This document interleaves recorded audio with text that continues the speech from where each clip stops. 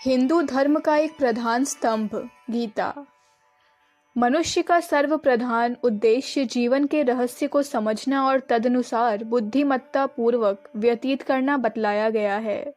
सभी धर्म शास्त्रों में नीति, चरित्र, परोपकार आदि के जो उपदेश दिए गए हैं, उनका सार यही है कि अपना जीवन मनुष्योचित ढंग से बिताएं। इस प्रकार के धर्म ग्रंथों में गीता का दर्जा सबसे ऊंचा है। गीता में धर्म की आरंभिक बातें नहीं बतलाई गई और न बहुत स्पष्ट नैतिक नियमों का उपदेश दिया गया है। ये बातें तो धर्म के क्षेत्र में प्रवेश करने वाले सभी व्यक्ति जानते हैं और कुछ अंशों में उनका पालन करने का उद्योग भी करते हैं। गीता के आरंभ के थोड़े से श्लोक तो भूमिका स्वरूप हैं, जिनमें कथा रूप में महाभारत का युद्ध आरंभ होते समय भी कृष्ण द्वारा अर्जुन को गीता का उपदेश देने के प्रसंग पर प्रकाश डाला गया है। दूसरे अध्याय के 11वें श्लोक से गीता की वास्तविक शिक्षा आरंभ होती है, जिसमें भगवान कृष्ण ने यह बात बताई है कि तुम घटनाओं का अर्थ गलत लगाते हो। बंधुओं और गुरुजनों के मारने को तुम जितना महत्व देते हो वह बहुत अधिक है, उसका मूल्य इतना नहीं है। यहीं से कर्तव्य की अबाधता और देह की शुद्धता के संबंध में गीता का उद्देश्य आरंभ होता है। गीता जीवन शास्त्र है। यूं तो सनातन हिंदू धर्म का आधार वेद माने जाते हैं, पर वेद बड़े ग्रंथ हैं, कठिन भाषा में लिखे हैं और उनमें ऐसी बहुत सी क्रियाएं हैं जिनको आचरण में लाना आधुनिक काल में अत्यंत कठिन है। इसलिए वर्तमान काल में गीता का हिंदुओं में प्रायः ऐसा स्थान हो गया है जैसा ईसाइयों में बाइबल का है। गीता में एक और विशेष गुण है जिसे हम सार्वभौमिकता कह सकते हैं। गीता सांप्रदायिक ग्रंथ नहीं है।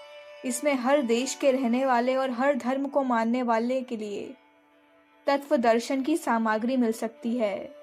गीता में वर्णित विषय को हम मुख्यतः इन 4 विभागों में विभाजित कर सकते हैं। नियम। संसार में हमको नियम हर जगह दिखाई पड़ता है। सूर्य ठीक समय से निकलता और अस्त होता है। भोजन और औषधियों के गुण नियम के अनुसार होते हैं। सारा संसार, स्थावर, जंगम सब नियम से बंधे पाए जाते हैं। एक विद्वान का कथन है कि इस सर्वव्यापक नियम के रूप में ईश्वर हमको नित्य दिखाई देता है। इसे हम इन शब्दों में भी कह सकते हैं कि जो नियम की अबाधता में विश्वास करता है वही आस्तिक ईश्वर का मानने वाला है। इस संबंध में गीता में कहा गया है, पार्थ नैवेह नामुत्र विनाशस्तस्य विद्यते नहीं कल्याणकृत कश्चित दुर्गतिम तात गच्छति।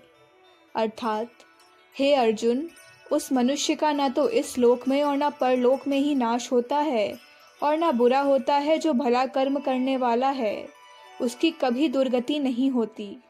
इस श्लोक में अमुत्र, परलोक शब्द विशेष ध्यान देने योग्य है। पश्चिमी कर्तव्य शास्त्र इस लोभ का विचार करके ही किसी कृति या घटना का मूल्य लगाता है, पर गीता इहलोक और परलोक दोनों का विचार करके मूल्य स्थिर करती है। इसलिए गीता का निर्णय अधिक पूर्ण और अधिक महत्व का होगा।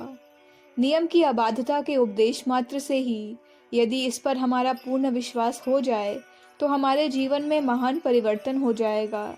जैसे किसी खजांची को कोई सरकारी दफ्तर कुछ रुपया नौकरों की तनख्वाह बांटने को दे और वह उसे चुरा ले, तो यह विचार पूरी मूढ़ता का होगा कि चोरी छिपी रहेगी। जिनको वेतन मिलना था वे शिकायत करेंगे तो चोरी खुलकर खजांची को सजा दी जाएगी। यही नियम संसार के हर काम में है। कोई पाप चाहे कितना सफलतापूर्वक थोड़े या बहुत काल के लिए छिपाया जा सके, पर अंत में अपना बुरा फल दिए बिना न रहेगा। यह धारणा दृढ़ होने से हम स्वयं पाप से बचने लगेंगे और समाज का बड़ा हित होगा। गीता में कहा गया है, आत्मौपम येन सर्वत्र समम पश्यति योजुन सुखम वा यदि वा दुखम स योगी परमो मतः। हे अर्जुन, जो सब प्राणियों के सुख और दुख को अपने सुख और दुख के समान समझता है वह परम श्रेष्ठ योगी है। यह उपदेश भी संसार के लिए व्यापक है। एक प्रसिद्ध अंग्रेज विद्वान ने भी कहा है कि औरों के साथ वैसा ही व्यवहार करो जैसा तुम दूसरों से अपने साथ चाहते हो। कर्म। जीवन की परिस्थितियां इतनी गहन और बहुधा उलझी हुई होती हैं कि विचारशील और अध्ययनशील व्यक्तियों को भी सरलता से मार्ग स्पष्ट नहीं दिखाई देता। जीवन शास्त्र की दृष्टि में ऐसी स्थिति के लिए गीता में सर्वोत्तम मार्ग दर्शाया गया है।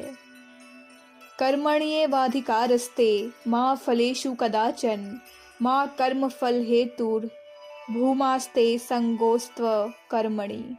अर्थात तेरा कर्म करने मात्र में ही अधिकार है, फल में नहीं। कर्मों के फल के पीछे मत दौड़ और सावधान रहे कि कहीं तू आलसी बनकर कर्म करना ही न छोड़ बैठे। इसमें स्वार्थ रहित काम करने का, लोकहित का काम करने का उपदेश दिया गया है। ईश्वर ने हमारे ही हित के लिए हमें जिस स्थिति में रखा है वह स्थिति हमारे लिए सबसे अच्छी है।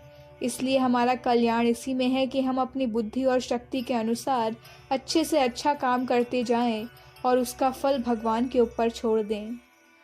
हमारा कर्म हमारे लिए बड़े महत्व की बात है, क्योंकि कर्म से ही हमारा भला बुरा होता है। इसलिए इस संबंध में केवल नकारात्मक उपदेश कि कर्म करो पर फल की इच्छा न रखो पर्याप्त नहीं है। इसलिए गीता में आगे चलकर कहा है, यज्ञ शिष्टाशिनः संतो मुञ्च्यते सर्वकिल विषय भुजन्त्रेते त्वधम पापा ये पंचन्त्यात्म कारणात्। यज्ञ करके जो बच रहे उसे खाने वाले श्रेष्ठ जन सब पापों से छूट जाते हैं, पर जो केवल अपने शरीर के पोषण के लिए भोजन पकाते हैं उन्हें पाप लगता है। गीता का यज्ञ शब्द बड़े महत्व का है।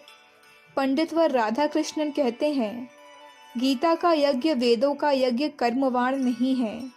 इसमें तो सभी त्यागमय कर्म शामिल हैं, जिनसे व्यक्ति अपना धर्म एवं पुरुषार्थ सर्वव्यापक भगवान को अर्पण कर देता है। इसका आशय यह निकला है कि निस्वार्थ बुद्धि से किया गया प्रत्येक सार्वजनिक कार्य यज्ञ है।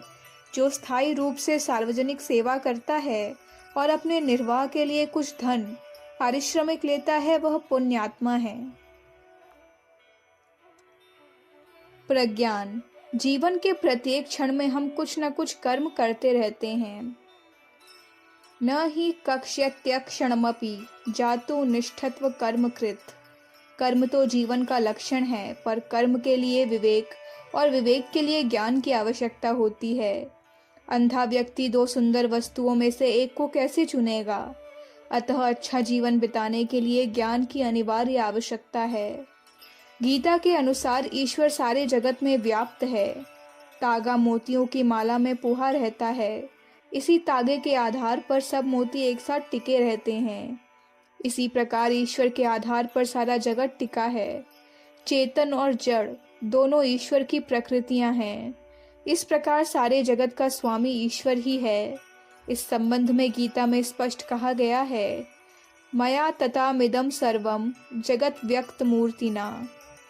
अर्थात मेरी अव्यक्त मूर्ति से वह सारा जगत कपड़े के ताने बाने की भांति बना हुआ है।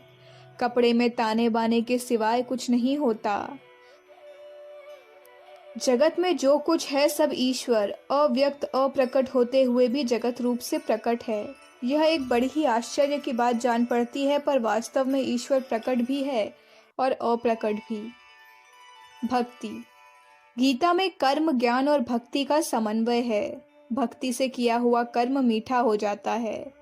माता अपनी संतान के लिए क्या क्या कष्ट नहीं भोगती। जब बालक माता की गोद में आ बैठता है तो उसे कितना सुख मिलता है। पर सब प्रकार के सांसारिक सुखों की प्रतिक्रिया में दुख भी रहता है। जिनकी संतान बीमार हो जाती है या मर जाती है, उन्हें कितना और कैसा गहरा दुख होता है। सांसारिक प्रेम में सुख भी है और दुख भी। विचारशील मनुष्य ऐसा प्रेम चाहता है जिसमें प्रतिक्रिया ना हो। ऐसा प्रेम सदा एक रस रहने वाले ईश्वर से ही हो सकता है। उसी प्रेम को भक्ति कहते हैं। भक्ति का एक रूप जनता की निस्वार्थ सेवा है, क्योंकि भगवान सर्वव्यापक है। गीता के 11वें अध्याय में अर्जुन को प्राप्त भगवान के विश्व रूप दर्शन का वर्णन है। अर्जुन ने संसार की सारी महानता, संसार की सारी सुंदरता, महानता भगवान में देखी। ऐसे रूप के दर्शन हम कैसे कर सकते हैं? केवल प्रभु भक्ति ही यह फल दे सकती है, और उस भक्ति का फल केवल दर्शन नहीं, वरन भगवान का ज्ञान और उनमें प्रवेश करके उन्हीं का सा हो जाना है। इस प्रकार मनुष्यों को सन्मार्ग दिखलाकर सांसारिक बंधनों से छुड़ाने की दृष्टि से गीता अद्वितीय है, और उसका अनुशीलन हमारे लिए निश्चित रूप से कल्याणकारी है। अखंड ज्योति, मई 1959, पृष्ठ संख्या 29, 30, 31। हमारे YouTube चैनल विचार क्रांति दूत अखंड ज्योति पत्रिका को सब्सक्राइब करें एवं अगली वीडियोस प्राप्त करने के लिए बेल आइकन दबाएं। धन्यवाद।